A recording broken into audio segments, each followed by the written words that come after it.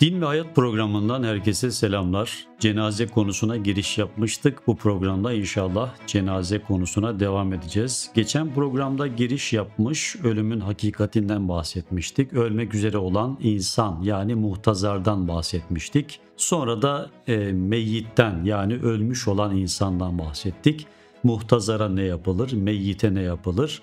Bunlardan bahsetmiştik. İnşallah bu programda cenazenin yıkanmasından bahsedeceğiz.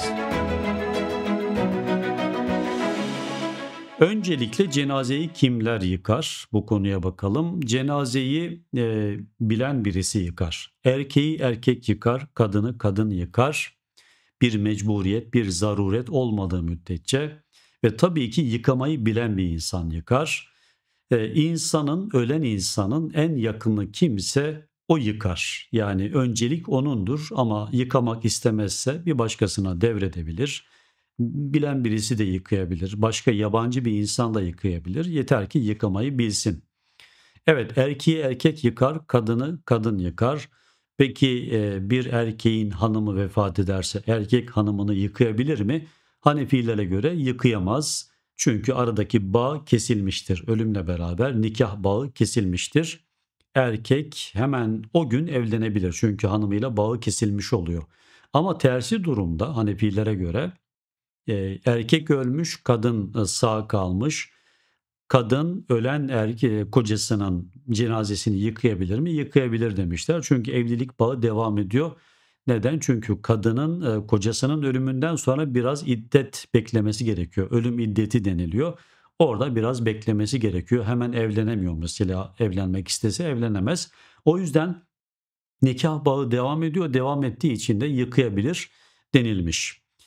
Ama Şafiiler her iki durumda da birbirlerini yıkayabilirler diye genel hüküm vermişler. Çünkü Hazreti Ali Efendimizin Hazreti Fatıma validemizi yıkadığı rivayet edilir. Bu rivayete binaen iki durumda da yıkanabileceğini, birbirlerini yıkayabileceklerini ifade ederler. Ama genel hüküme bakarsak, genel uygulamalara da bakarsak erkeği erkek yıkar, kadın ölüyü de kadın yıkar.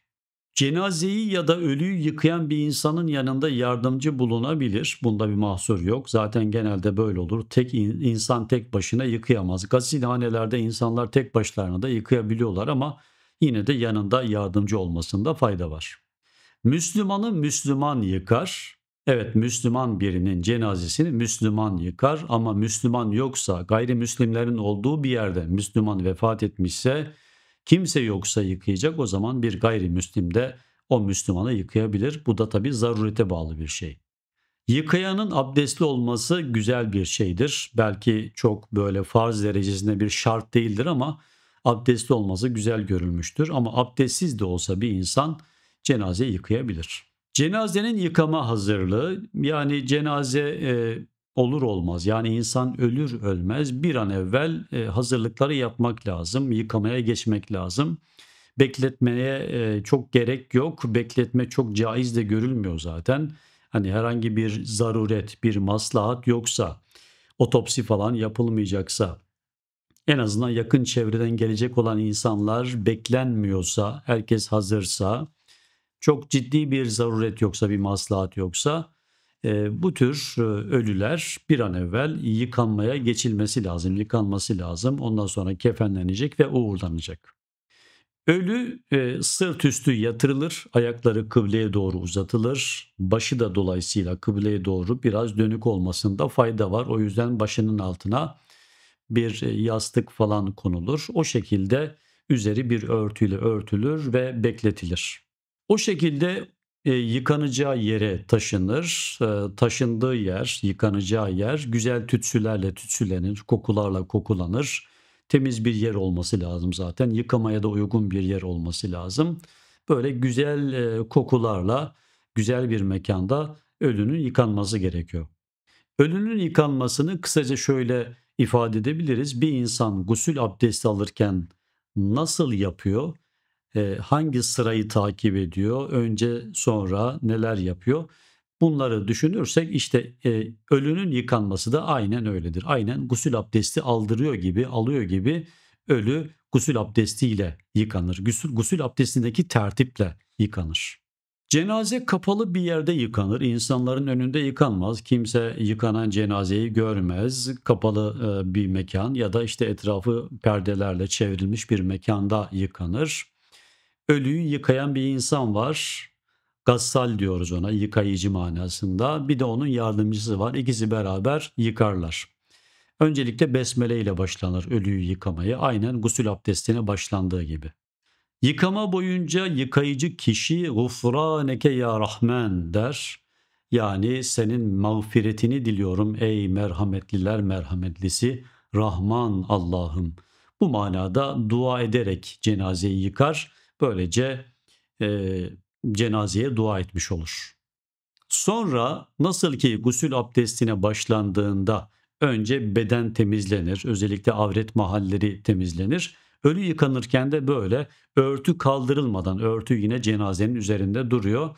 Yıkayıcı kişi elindeki bir bezle ya da süngerle önce ölünün örtü altından avret mahallerini yıkar. Sonra da ona namaz abdesti aldırır. Gusülde de böyle yapıyoruz. Temizlik yapıldıktan sonra normal bir namaz abdesti alınır.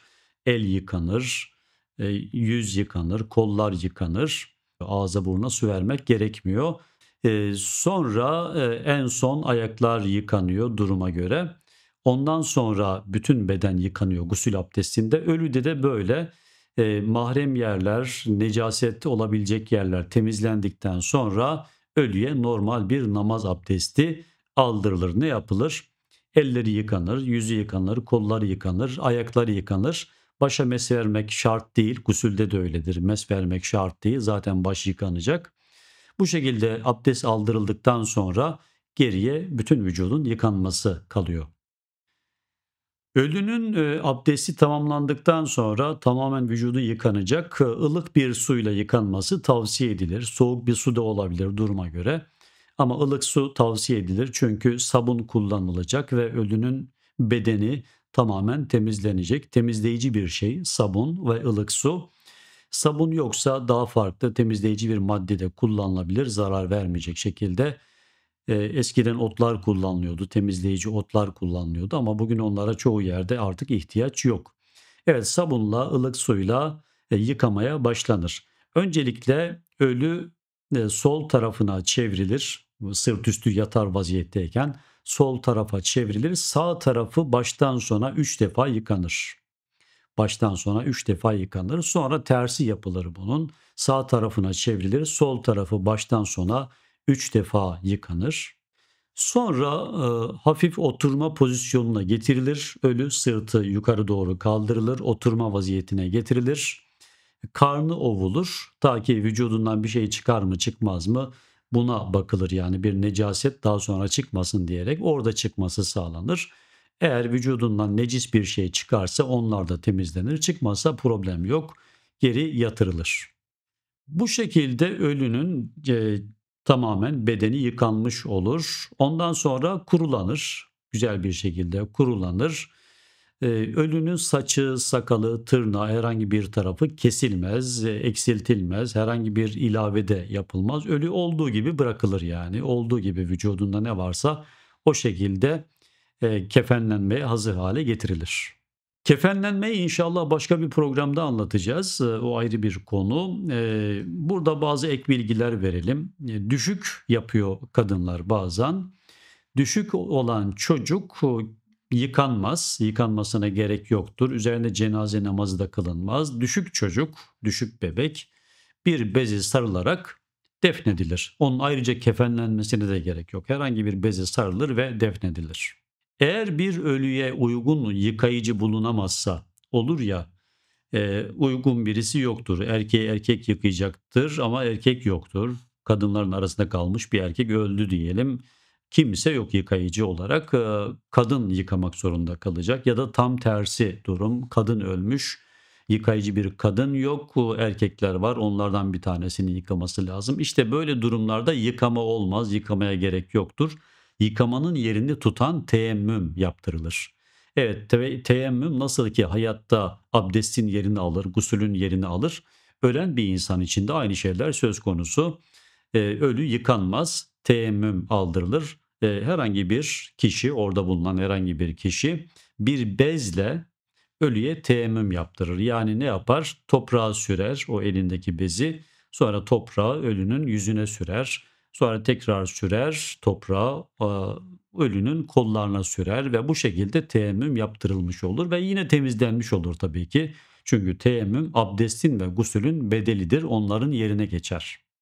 Bir insan düşünün, başıyla beraber vücudunun önemli bir kısmı var. Yani parçalanmış, bombadan etkilenmiş diyelim ya da savaşta işte ölmüş.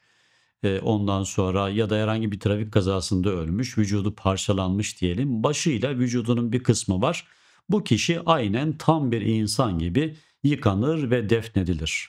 Başı olmayan bir insan, Allah korusun böyle bir şey olursa, başı olmayan bir insan tam bir insan olarak muamele edilemeyeceği için, çünkü başı yok, tanınmıyor. Dolayısıyla yıkanmaz, üzerine namaz da kılınmıyor. Herhangi bir beze sarılıyor ve öylece defnediliyor. Buluğa ermemiş bir çocuk nasıl yıkanır? Onu da hemcinsi yıkar. Yani erkek çocuksa erkekler yıkar, kız çocuksa kadınlar yıkar. Ama zaruret durumunda karşı cinsler de onları yıkayabilirler. Neticede buluğa ermemiş bir çocuktur. Evet, en başta da dediğimiz gibi insanın dirisine saygı duyulduğu gibi ölüsüne de saygı duyulur. Bu anlattığımız şeyler aslında çok da teferruatlı şeyler değil ama bir merasim şeklinde adım adım takip edilecek şeyler. Bu da yine insan olan saygımızı gösteriyor. İnsanın ölüsüne de böyle saygı duyuyoruz. Onu çok güzel bir şekilde uğurlamaya çalışıyoruz. Evet, bu kapsamda yıkamayı gördük. İnşallah bir sonraki programda kefenlenme konusuna temas edeceğiz.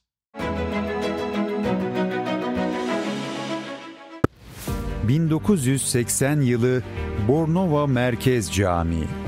Muhterem Hoca Efendi o kürsüde Ahlaki Mülahazalar adını verdiği bir vaaz serisine başlar. Ahlak-ı aliye ile mütekallik olan bir yüz yerde kalmayacaktır. 14 hafta boyunca İslam ahlakının özünü anlatır. Kalplere işler, akıllarda iz bırakır.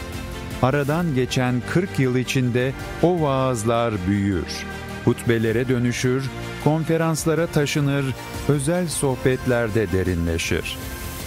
Ve şimdi o ahlak anlayışı sadece sözde değil, örnek bir hayatın satırlarında vücut buluyor. Hoca Efendi'nin 40 yıla yayılan ahlaki mirası, nazari ve ameli boyutlarıyla bir araya getirildi. Bu eser sadece bir kitap değil, İslam ahlakına davet eden içten bir çağrı, zamana emanet edilmiş bir hakikat vesikası. Hoca Efendi'nin bizzat müşahede edip onayladığı bu eser, bugün ahlaklı bir toplumun inşasında önemli bir rehber olarak sunuluyor. Derin Müslümanlık Süreyya Kitap'ta. Süreyya Kitap, süreyyakitap.com'da.